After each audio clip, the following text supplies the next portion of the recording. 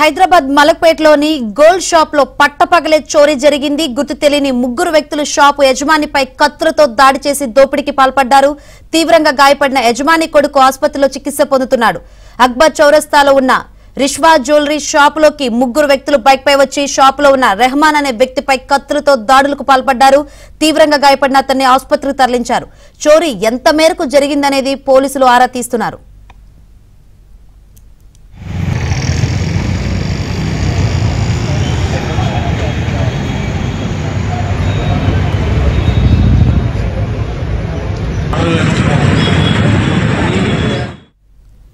Right, Hyderabad లో పట్టపగలే gold shop లో చోరీ జరిగింది. ఈ చోరీ సంబంధించి మరిన్ని వివరాలు అందించేందుకు మా ప్రతినిధి ప్రవీణ్ అడిగి తెలుసుకుందాం. ప్రవీణ్, అసలు ఈ చోరీ ఎట్లా జరిగింది, ఎంత మేర దోపిడీ గురైందంటే ఏం చెప్తారు?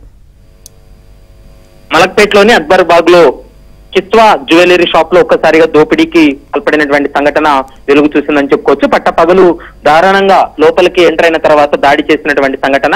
అయితే జ్యువెలరీ షాప్ లో ఉన్నటువంటి వ్యక్తి పైన కత్తితో దాడి చేసి ఆ కిష్వార్ జ్యువెలరీ షాప్ లో ఉన్నటువంటి బంగారు నగలన్నీ కూడా ఆభరణాలన్నీ ఎత్తుకొని ముగ్గురు వ్యక్తులు పరారయ్యారనేది ప్రస్తుతం పోలీసులు గుర్తించడం జరిగింది. ముగ్గురు వ్యక్తులు కూడా బైక్ పై వచ్చి ఈ యొక్క దోపిడీకి కూడా పాల్పడినటువంటి సంఘటన. ఇప్పటి వరకు ఎంత మొత్తంలో దోపిడీకి గురైందనేటువంటి అంశానికి సంబంధించి ఎవరైతే గాయపడినటువంటి షాప్ యజమాని రెహమాన్ ఉన్నాడో అతను నుంచి స్టేట్మెంట్ రికార్డ్ చేసిన తర్వాతే ఒక క్లారిటీకి వస్తామనేటువంటి అంశాన్ని అయితే స్పష్టంగా చెప్తున్నారు. దాదాపు 50 నుంచి 60 తులాల పైనే ఈ యొక్క చోరీకి పాల్పడి ఉండవచ్చు అనేటువంటి ప్రాథమిక నిర్ధారణకు వచ్చినప్పటికీ కూడా అతను చికిత్స పొందుతున్నాడు. అతను తేరుకున్న తర్వాత అతను స్టేట్మెంట్ రికార్డ్ చేసిన తర్వాతనే ఎంతవరకు ఈ బంగారం నగలను ఎత్తుకెళ్లారనేటువంటి అంశానికి సంబంధించి ఒక క్లారిటీ వచ్చేటువంటి అవకాశం ఉంది. ప్రస్తుతం అయితే ఈ చోరీకి సంఘటనకు సంబంధించి కేసు నమోదు చేసుకుని ఇన్వెస్టిగేషన్ అయితే కొనసాగిస్తున్నారు. ప్రస్తుతం east zone DCP Janaki Daravath కూడా ఘటనా స్థలానికి చేరుకున్నారు. క్లూస్ టీం కూడా పూర్తి స్థాయిలో అక్కడ క్లూస్ ను కూడా సేకరించినటువంటి పరిస్థితి అయితే స్పష్టంగా కనబడుతుంది.